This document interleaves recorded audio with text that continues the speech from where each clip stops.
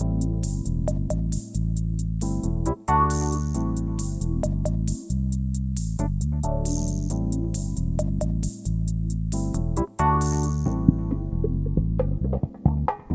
listening to the After the Show movie podcast from ascully.com.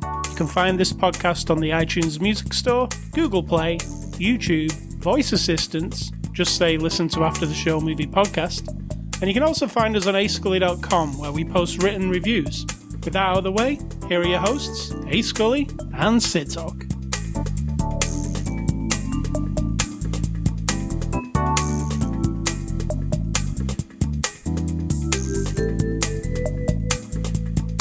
Hello, everybody. Hello, Sid Talk. That was a very high energy. It was. I was, like Cheapy D on the Cadcast, where he feigns. Don't aspire to GPD levels, please. Yeah, he feigns enthusiasm at the beginning. I can always tell. Howard Stern also does the same thing. So these are the men you want to be like. I get it. I'm not impressed, but I get it. Right. As you can tell from my voice, once again, I am sick. So I apologize if you have a thing about nasality. If you have a thing about nasality where you really, really enjoy it, well, I have a you're thing welcome. About nasality. It's awful. There could be coughing. There could be snotting. There won't be any coughing. It will be removed before the final product hits the streets. I will definitely do less talking because I don't like coughing. Whoa. I know. That's my promise to you. This is my moment. Exactly. All right. And don't laugh, because that seems to make you cough. It does, and I'm suppressing it right now. So we'll be very unhumorous. And as I am often accused of anyway, so that's fine. Yeah. I will try never to make a joke during the whole show. I don't think that's going to be a problem. Ba-dum-bum. Before the after the show discussion was me coughing and how to clear them and whatnot. It was a fun time for all. It was fun. And this movie a little bit. All right, so let's get on to this. It is Saturday, July the 6th. This is After the Show, number 589. We're a movie review podcast. We look at a movie every week. This week, we're looking at the 2019 release of Pet Sematary, not the original one. In fact, the original one did just come out on Blu-ray also, so don't be confused. That's a little confusing. Huh? That's a little confusing. When you go to the store, you'll be like, which one do I want to watch? I'll just buy them both. But this is out on Blu-ray this week. It's rated R. It's from our friends at Paramount, who sent us a copy for review. And Sid Talk will give you the synopsis of Pet Sematary. Do I need to? There's like Pet Sematary. It's Stephen King. There's death. There's a book and a movie. Afterlife, yes. And Possessed Child. Does that cover it? Yeah, Pet Sematary, yes. Based on when was the book? I don't know, the first movie was 1990. Yeah. 1989, apologize. It was mid-80s, the book.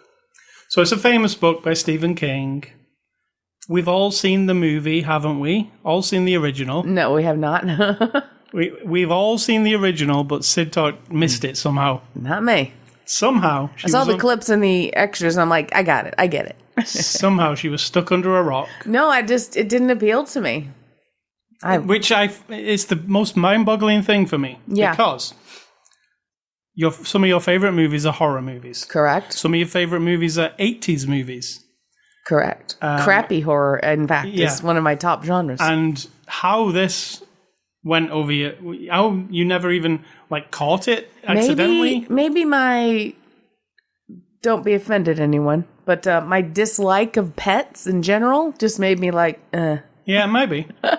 It's a lifelong thing where I'm like, a movie about dead pets? Although you would think that would pique my interest. I don't want them to be dead. I just don't want to watch a movie about them. True. No, I don't know what my reasoning was. It just never looked that interesting and just fell through the cracks. But you probably saw all the others. Carrie, The Shining, Yep. The Stand, Christine. Either on HBO, late those. night TV, or videotape. Yeah. So I saw the original, so I'll be the spokesperson for the original. Yeah, we're not comparing, though, as we like not to do. No, but if, I would like to say, I was looking forward to seeing a remake of Pet Sematary. I thought you know, it's quite a cool story, the original. I liked it. It's very simple and quite a contained, small story. But, you know, when you remake something, maybe you could bring something new to it, or it could have the same kind of fun that the original did. Even though the original, like I just said to you, was a horror movie. It was kind of like 80s campy, kind of fun horror movie. Sounds like it. Yeah, it really was. Like it was silly in parts, and it had a bit of a sense of humor to it, and it was creepy, but there's also just a whimsical kind of thing to it. Now, this new like American Werewolf in London. Yeah. In fact, yes, just like that. The way that is funny, but like horrifying as well, right? I mean, it's both. Yeah. And the original Pet Sematary is both too. But this, they took. Now, for me, I'm going to say straight out front here, I wasn't really a fan of this, and for many reasons, many reasons. Oh my! My first reason is they removed all the fun and whimsical. I know it doesn't have to be. It doesn't have to be Evil Dead 2 or something like that, but it's got such a dour tone to the entire thing. There's not even like a line of dialogue that's even remotely funny or anything. It's very dour. It's very gloomy. What do you mean by dour exactly? You know, like just flat and kind of empty almost. Okay. And so many problems with it. The other, that's my first problem. It took itself really seriously. True. Which made it worse. Second, the characterization of the characters in the movie is nothing. There's no characterization. It's like, it's even like at the base level, like, oh, the dad is this type of person, the mother is this type of person.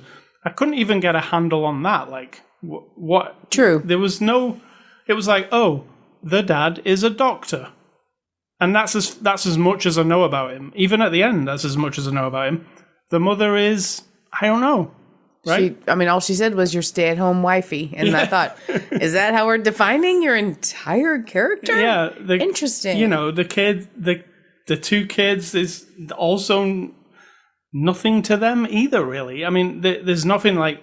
Yeah, we get nothing like she's precocious or she's extra smart. I mean, I understand we're trying to define two-dimensional characters here. We're trying to lift them up to the cardboard cutout. Oh, she's the genius child. Oh, that little kid's got a problem of some kind, or he's a drinker, or she's got a dark secret in her past, right? Those are all two-dimensional things. We don't even have that. No. We're trying to like smash these two into some sort of cardboard pulp and make them into a shape of some kind. It really stands out because I kept watching it and I was like, okay, like, why?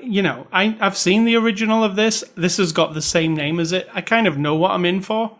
And I'm like, do I care about these people at all? Do we even care about the kids? Do I care about any of this? And I'm like, no, just like bring on the thing. And now, or are you just old? Well, now what the directors said of this movie is it sounded like this movie was in trouble because they were like, oh, it went through this development and we passed it on to this guy. I think that hits it right. Yeah, that's the. You can tell the source of the problem. There was a lot of that in the extras where it said, oh yeah, it's been under development for a long time and blah, blah, blah, blah. And I kept thinking, well, it kind of shows because you just slap something together at the end. And characterization, none. So when things do start to happen, I don't care. Like, and I know this movie, like, some people, it might be a bit too extreme because there's death of kids. Spoilers. I mean... A kid. Yeah. Well... Just one. Spoilers. The way the ending goes, like I said to you, there's possibly a death of... But we don't see true. It. True. We don't see the on screen. But the thought of that, some people can't even deal with it. Yeah, we'll deal with the pretentious ending at the ultimate spoiler later in the conversation. So... I didn't care about them because there's no characterization to them. And it's almost like they also said in the extras, we wanted to like, kind of like get away with the fact, the book is mainly a family drama with a bit of horror at the end. Well, we wanted to like remove the family drama and just have horror. And I was like... And that's where you suck the life out of the whole story. Yeah, exactly. That's when you cut to the horror so quickly in the movie, which they do. And yeah, if you like, action and stuff, there's a lot of it. But here's the question for you. You're an Evil Dead fan. Yeah. In the original Evil Dead, what kind of character development did you get?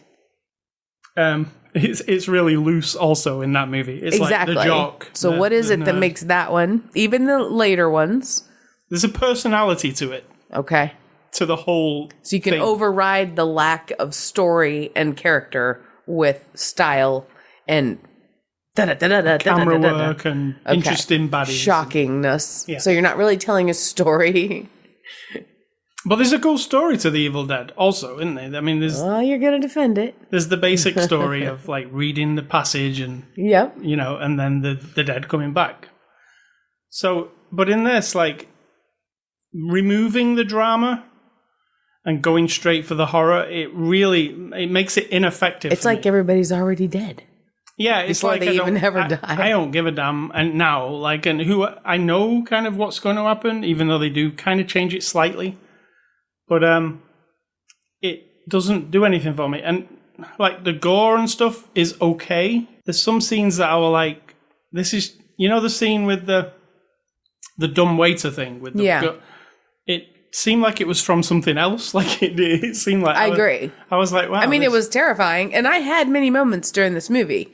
If we want to talk about like rearing your head back and going like, oh shit. Oh. I had a lot of those. Like, oh, no. So I like that. It's stimulating. Yeah. But those need to go with something else. Yeah, there's some, the part in the middle with the truck. When the truck, well, you don't, that's the major part of the movie. Yeah. It looks really bad and green screeny. The people don't look like they're there. There's a kid stood in front of a truck. Oh, yeah. There's a shot, and it just looks like it. Like it did look a bit flimsy. There's a bit stitched together. Yeah, so there's some of that. It doesn't feel like the production values are super high sometimes, and it's kind of predictable, right? Because you didn't see the original. Was it predictable for you? Well, I don't know if I'm the right person to ask that question of. I've seen a lot of horror movies. Also have seen a lot of other Stephen King stories. So the exact ending, no. But the problem was I didn't care. Right. So I wasn't thinking about it. Where's this going? What's going to happen? And this is my ultimate problem with this movie. It has no, okay, here's the story in a nutshell. They moved to the country, as we were joking around. Anybody in a movie, like if they convince you, characters in the movie, to move from the city to the country with your family, don't do it. No. We could probably list 100 movies right off the top of our heads. It's like... where that is like the catalyst for your family being murdered horribly. And it's like, however stressful your job is in the city... you just stick with it. The country is 100 times more stressful than that. There are demons. Always. There are murderous hillbillies apparently in the country. There are all kinds of like ritualistic freaks and weirdos. Yeah. There are whole towns that are built around like some horrible demonic secret under the ground that they're all protecting. Just don't do it. Just don't do it. Don't move. And if somebody close to you dies and you're in the city and you decide you need to move out into the country to get away, don't do it. And this they will come back and haunt you or something terrible. But this is our story. They move. They're all relatively happy. A couple of weird things happen that normal characters that have been defined would react to in some possible way. Like a dream where your feet get muddy. But that's nothing, apparently. That's no big deal. All the dumb waiter thing. Yeah, flashbacks from your sister's death, which is horrible.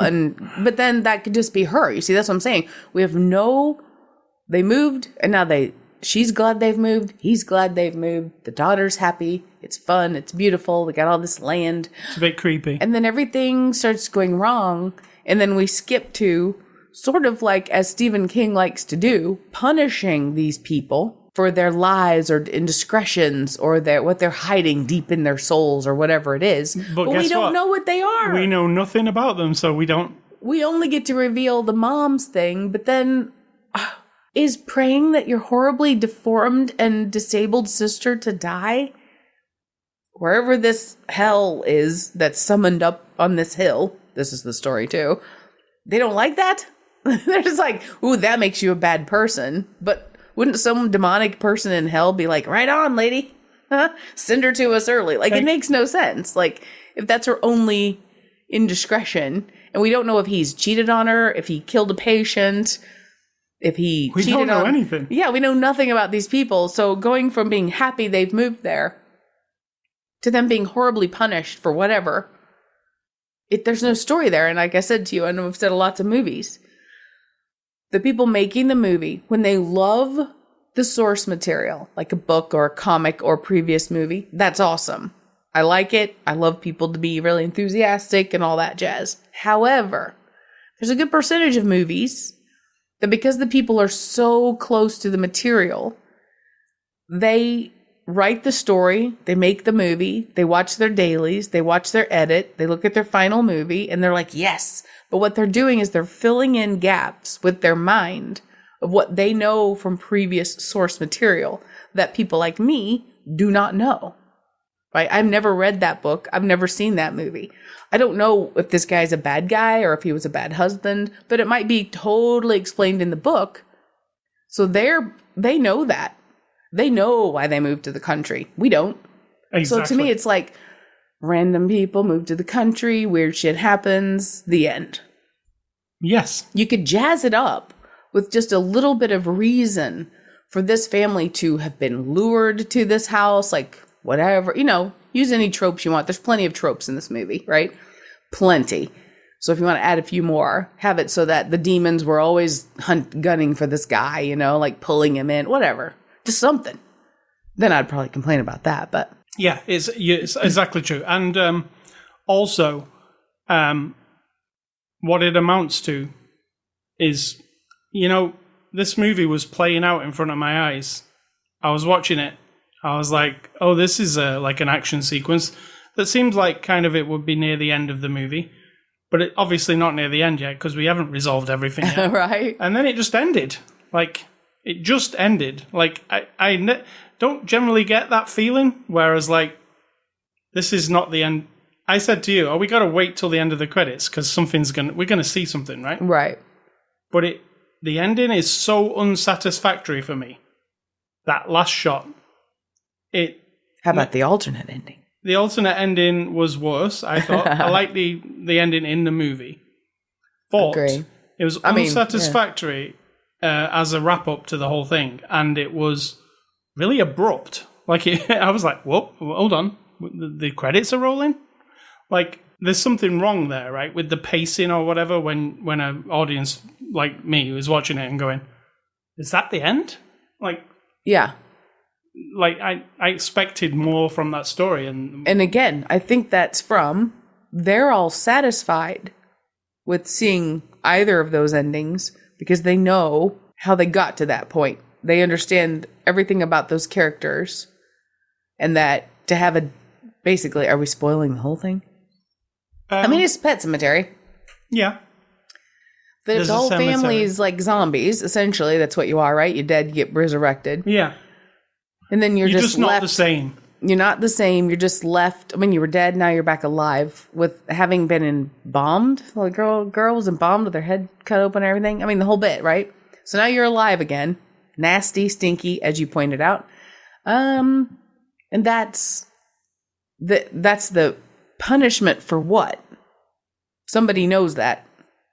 Except for us. I mean, aside from like the base thing of like, well, grief's really hard, and if you could have somebody back, would you? That like scenario, which is but they don't explore it enough, do they? No, I mean, he doesn't even toil about it for a day. He doesn't even toil about it for like 30 seconds. It's like as soon as it happens, yeah, you're like, he's going. He's the next scene. He's talking to John Lithgow, saying, "How can we go about this?"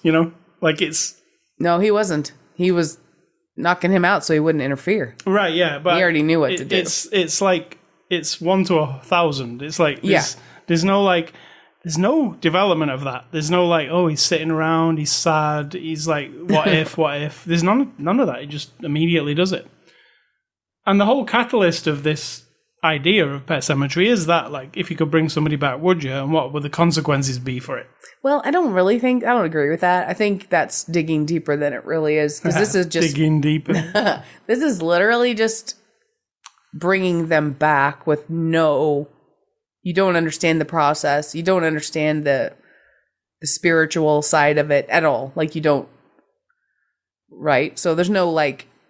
Well, he did warn him. The dog was never the same. He did say that. Yeah, his dog was. And the cat was definitely not the same. I did like some of the special effects on the cat. I thought when the cat was back from the dead, the weird, creepy cat that was just hanging around and like scratching people. I did like that. These are some of my positives.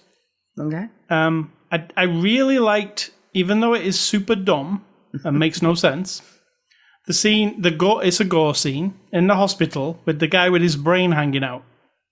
When I say that to you, listeners, you're probably like, what? There's a guy with his brain hanging out? Yeah, there is. I mean, it's like his face is kind of scraped off is all. It's gross though, right? It's a really good gore-like thing. Yeah. I liked the makeup on that. I thought it looked really gruesome and gross.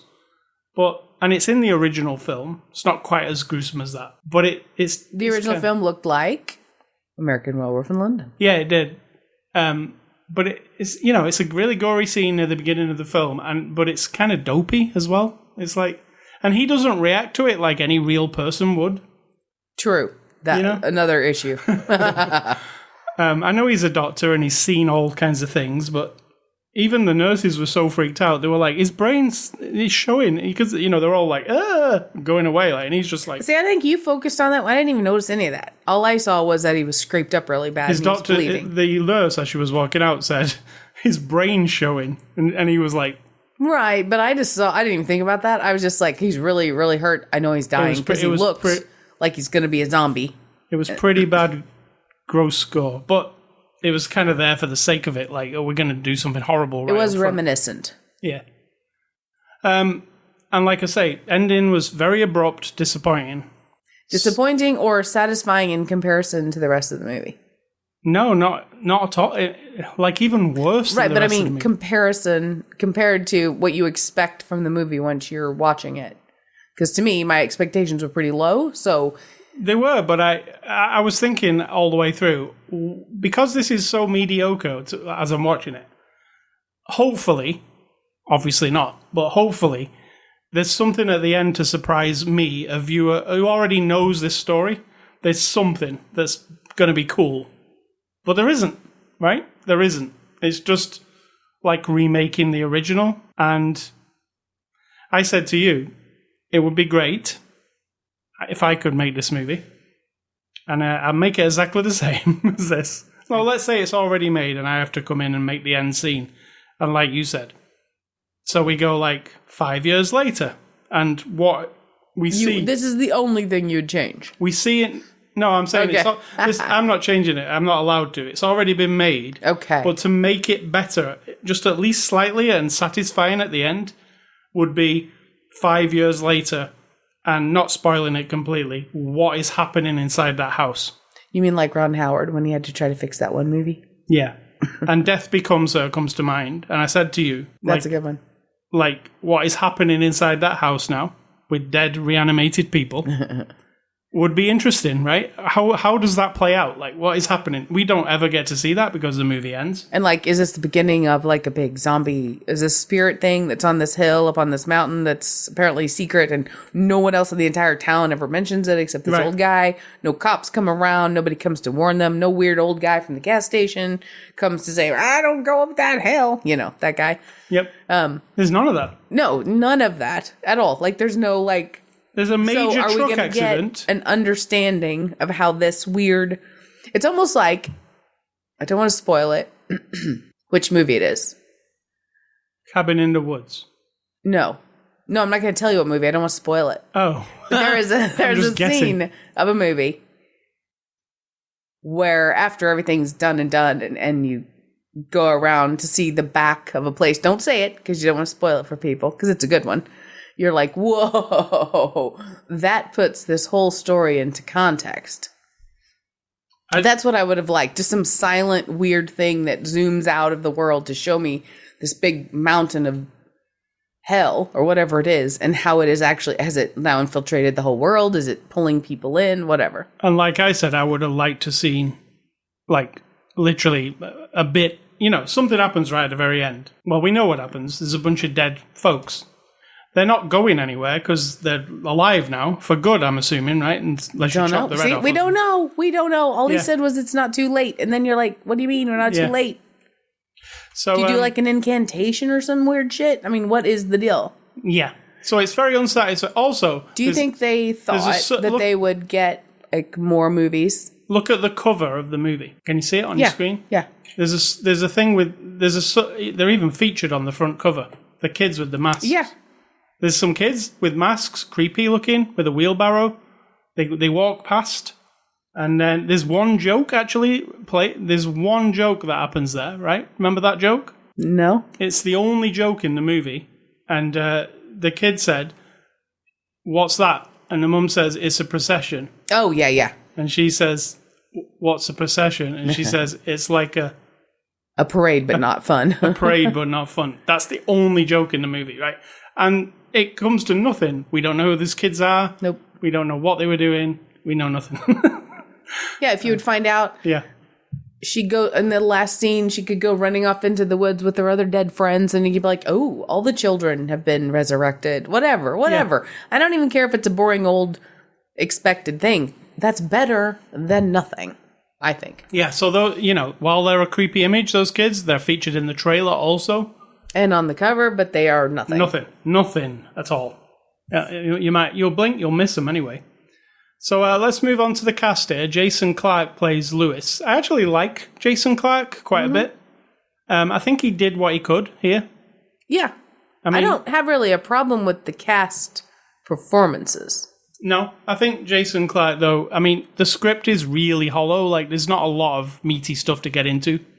There's no, dialogue scenes much. He talks to his wife a little bit, but then he wanders off and go back to action again. So there's not much drama. This is not Hereditary, for instance, which is full of drama with a little bit of horror, right? Yeah. This is all the horror, but not the greatest horror you've ever seen, bland.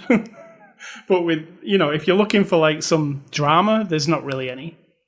Amy Seimetz plays Rachel, his wife. How do you like her? She was fine. She was, like I said, I have no issue with any of the cast themselves. I don't know her. Apparently, she was in some other horror movies, and she's a director as well.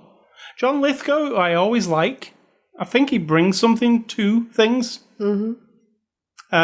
And I feel, for some reason, I feel like he'd been in other Stephen King stuff. Almost like, oh yeah, John Lithgow's been in Stephen King movies already, right? He hasn't, but I assumed he had. He seems like the right person for some of those. I think just because you've got Dexter in your mind. Yeah, maybe. Well, Dexter was nothing like Stephen King. No, Lithgow as this really creepy character guy. Yeah, probably that. But John Lithgow, I liked in this. I do think he brings something. You might say, oh, well, he just does John Lithgow. Kind of, but it's fine. Yeah, and then the young girl, Ellie, played by Jetty Lawrence. Jetty, I think so they said it. I thought she was great. Yeah, very good. She had to do physical stuff, she had to be in a filthy looking dress, and she had to I don't know, she was kind of gross, and she was I just kept thinking, I bet she smells really bad. You mean after she was dead? Yeah. Yeah. She was in Jessica Jones, that girl, it says. She was in one episode, and she played Little Girl. Well, there you go. So we've obviously She's good at being a little girl. We've seen her before, because we've seen every frame of Jessica Jones, so... I really liked her. And then the toddler, Gage, doesn't really matter. He's just a toddler. I know, sadly, it doesn't matter. He walks onto the road. He's a toddler. Played by a couple of twins. So, that's the cast. Like I said, I didn't really like this movie. There are some extras on the Blu-ray. There's an alternate ending. Did you like the alternate ending? I was so neutral at that point. I couldn't have cared less, to be honest. There's it was just like, really? This was your alternate? Yeah. It's not It's as not good. any more interesting. There's 7 deleted and extended scenes. And then there's like a making of called Night Terrors, which is your typical making of, like the directors and the producer and all those people talking about the movie. They do talk about the origins and like they do show clips from the original, which I like that stuff. But after I'd seen this movie, I was less interested in seeing that stuff. Yeah. And some of the stuff they were saying was saying to me, this I can see why this movie's not quite up to snuff, like, because yes, the 2 directors seemed very into it. Which is cool. Always cool. I really like that. And they were like indie directors they brought in who were making this big movie. But then like you hear like the producers talking and it sounds very like you can hear trouble like when Correct. they say things like, well, this was in development for a long time and we've had, 2 people And we attached. got really lucky when we got these guys. Yeah, and we wouldn't have had a movie without this. And, there's a lot of those phrases that come out where I'm like, oh, yeah, those are the phrases when your movie's been in trouble for a while. Yeah. And suddenly you get it all together and make it, but then it's not quite what what it should have been. Who are we to judge? Oh, that's right. We're here to judge. That's We're what we're here reasonable. for. We're judge, jury, and executioner. So yeah, there are a bunch of extras on there. If you like watching extras for movies, there is no commentary. I didn't notice. No, maybe that would have been the best part. Listening to those 2 directors who were really into it, you could tell. So, in conclusion, it's a ne for me, nil point. Nil point. What are you, French? I'm from the Eurovision Song Contest. I get it. So at this time in the show, we do the IMDb reviews, which are, I will explain so Sitar doesn't have to talk much. We every week, it doesn't matter if we like or dislike the movie, we look at what the IMDb people, the people who give the movie the lowest score, even if it's a movie that we absolutely love, we want to see what people don't like about the movie. And we've found a pattern. You say we, but it's really you. We found a pattern in the IMDb reviews for people who give the lowest score to movies. And I'm convinced it's the same like 20 people every week. Anyway, Okay. let's read some 1 out of 10 reviews for this movie, Pet Sematary. This guy says, as a fan of the book and the original movie, I wanted to go into the movie with an open mind and give it a chance. But I knew within 5 minutes that this was going to be nothing like the book or the original movie. Although in some cases, change can be a good thing, which is what I was saying earlier. But sadly, in this case, it isn't. Where can I start? Jason Clarke and Amy Seimetz have no on-screen chemistry. They're not a convincing couple at all. I didn't have an emotional connection to anybody, and there's no real feeling of family. I don't disagree with that. This is a good review. What are you talking about here? You normally pick the worst ones. This is the 1 out of 10. Okay. Then he says, I've lost my place. He says, was this a remake? No. It was a different story that borrowed all the original character names and the original title. And it also felt like a cheap knockoff. For me, a stranger sat next to me in the cinema and who said to me, I don't remember any of that happening in the book. That's because it doesn't. Okay. I don't agree with that because it does have a lot of parts from the book and parts from the other movie even. And also, it's a different medium, so get over that part. Yeah. But, I mean, at least they explained why they didn't like it. But 1 out of 10 sounds... This guy says, it fails on every level and becomes a needless remake. The worst part is, it's not even scary.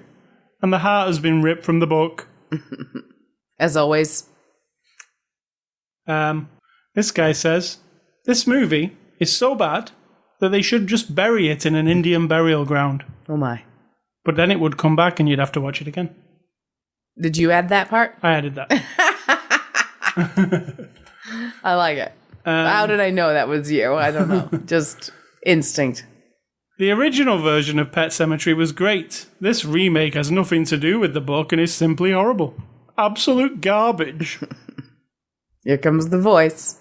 I watched over 200 movies in the last 3 years in the theatres, and this is the first one I've walked out on. That's how bad it is. Oh, that's a shame. Let's see. I don't think anything was that bad about it. Do you know there was a sequel? I remember that too. Yeah, Pet Sematary too. Yeah, horrible. That was really bad. Okay. Let's hope they don't remake that. I've never in my life seen a worse sequel to a movie than this pile. There's not one good thing to be said about it. Fed Gwyn is spinning in his grave. Do yourself a favour and skip it. Fed Gwyn. Come on, people. At least get his name right. Fred Gwyn. Yeah, Herman Munster was the original old guy. This movie was boring, poorly acted, and hollow with no atmosphere. Yeah, well, the acting was alright. True. There is no soul in the film. I do agree with that. I do kind of agree with that. Yeah. And it goes on. There's a lot of... like there wasn't many reviews for that movie we watched last week. Yeah. There's a lot for this one. I bet. So they are the review. There are the reviews. So yeah. We both like horror films. We're not snobs. Mm-mm. No. We'll watch the cheapest, shittiest horror films. Some of my favorites are really bad. Yeah, really bad. I can own up to that. I'm afraid when it's bland like this, I can't get into it. And I like a horror movie. Hereditary was my favorite film last year. Mm-hmm. You know what I'm saying? So there we go.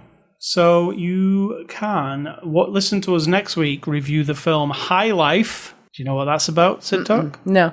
I'll just tell you it's a space movie. Okay. And I'll leave you with that. All right. You like space movies? I do. So, I like science fiction. Well, that is exactly what it is. We'll watch the film High Life next week. Movie recommendations. We always recommend you some movies generally based on what we've just seen. So I'll recommend you some Stephen King written movies. The best one of all, The Shining, a fantastic movie that is timeless, I think. You can watch it now and still be creeped out, right? I don't know. I haven't seen it in a while, so I don't know. It is fantastic. Stanley Kubrick, awesomely directed, very long. I like that about it. It's nearly, 3 hours or something? It's a substantial one. Yeah, it's good. And my other favourite Stephen King movie, based on one of his books. How many favourites can you have? Is Carrie, which I watched when I was young, and it freaked me out. I found it very disturbing. It was quite, for the movie, for my age when I watched it, it was quite adult, wasn't it? It dealt with real adult stuff. And, well, yeah. I remember, the scene at the beginning, the plug it up scene. I was always like, like how horrible are people? Like it reminded me of school, you know what I'm saying? Yes. So I related to it. Really? That scene? Not not the tampons, but how horrible people can be to people at school. That movie in general is just about assholes from one end to the other. So your recommendations are? My recommendations are, because if we're talking about reanimating life, we might as well go back to some of the early inspired works.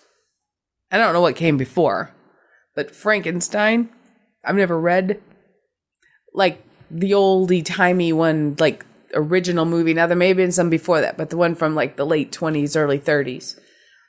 Frankenstein, just, like, if you want to absorb almost a better written story, even though that movie kind of cuts to the big highlights, you know. We saw Frankenstein, like, on Stanguli last year, I think. Now, I'm not talking about any of the other ones. I don't know about any other Frankenstein movie. I don't think I've seen any others. Maybe Weird Science, if you consider that a Frankenstein. But not really. They created a woman in that one. I saw one with Robert De Niro in it. Yeah. I don't think I ever saw that one. It was awful.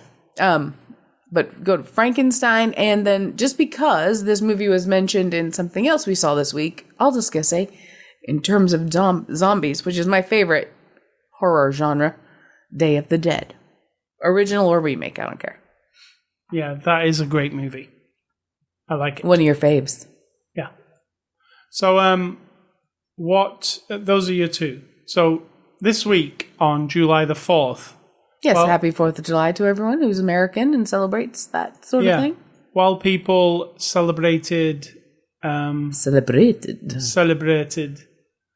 Independence Day, we decided to watch. And a lot of people probably did, actually, because it came out that day. We watched the whole season of Stranger Things 3. Like, all 8.5 hours of it. It was glorious. I enjoyed every second of it. You did. Have you got anything to say? Did you like it? I did.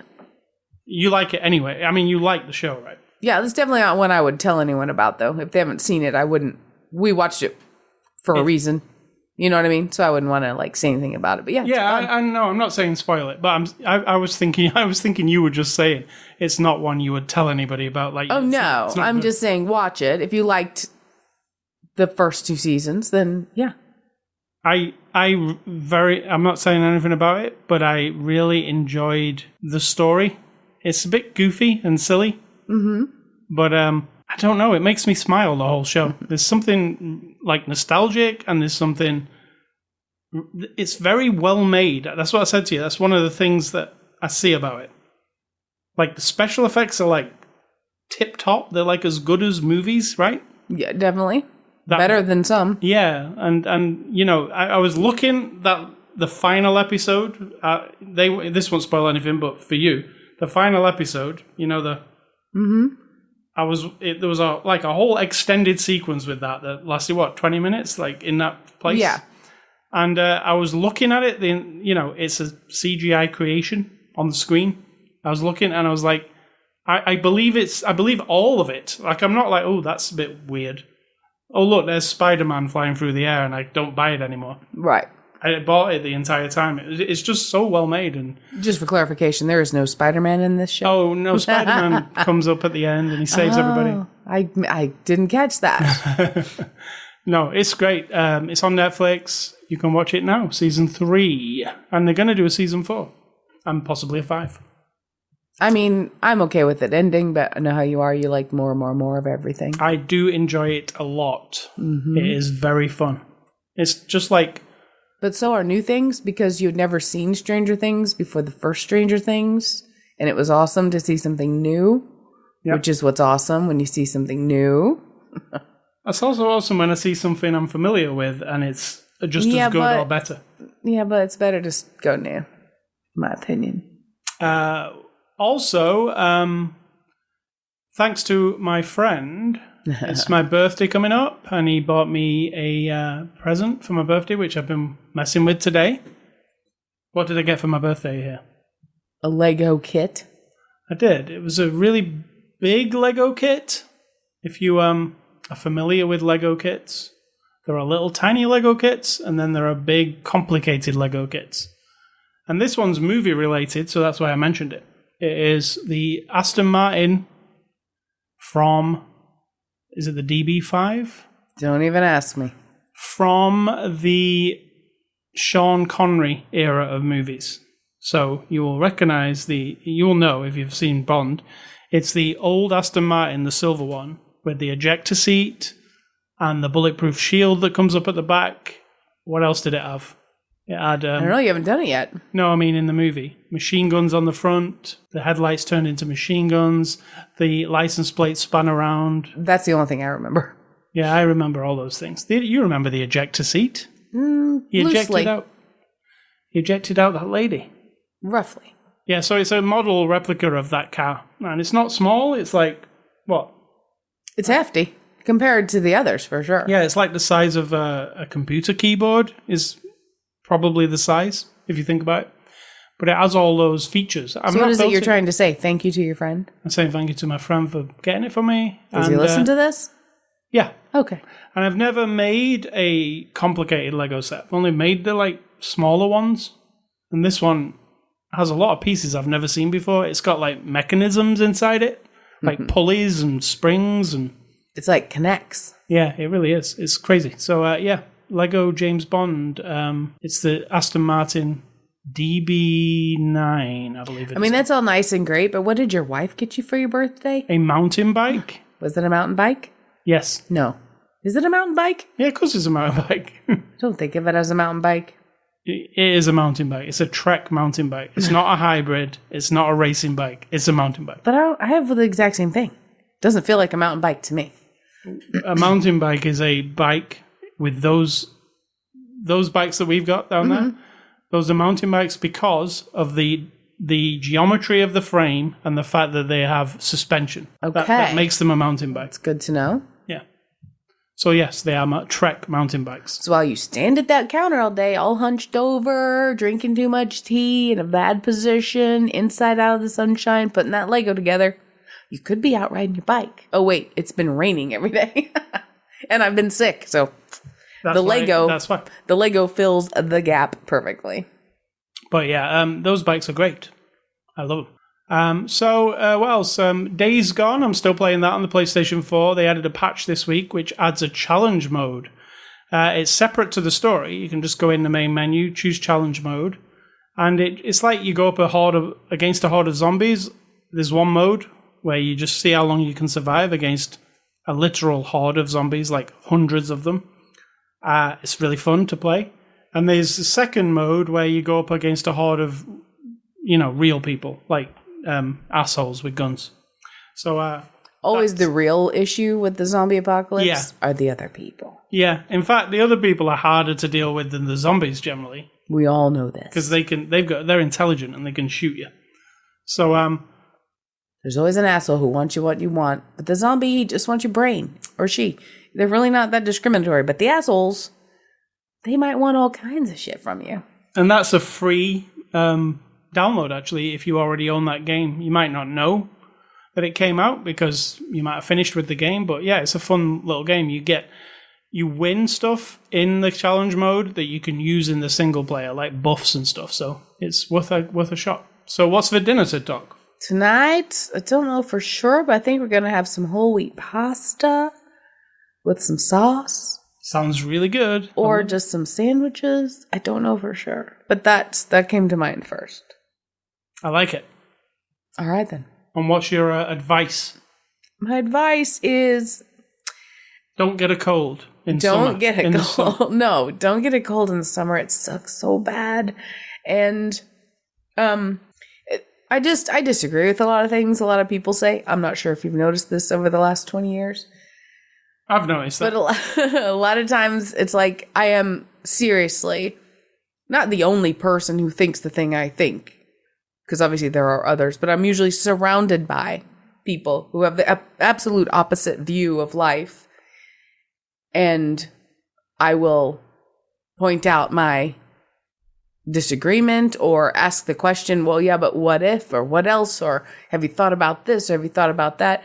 And there's this like super protective, like, well, I've been this way my whole life, and if I've been wrong, then I guess blah, blah, blah. Like it's like you're challenging the whole of their life because they've always been, and yeah, they've always been racist. They've always been homophobic. They've always been hateful, snotty, like entitled, demanding, pushy, bossy, whatever the thing is.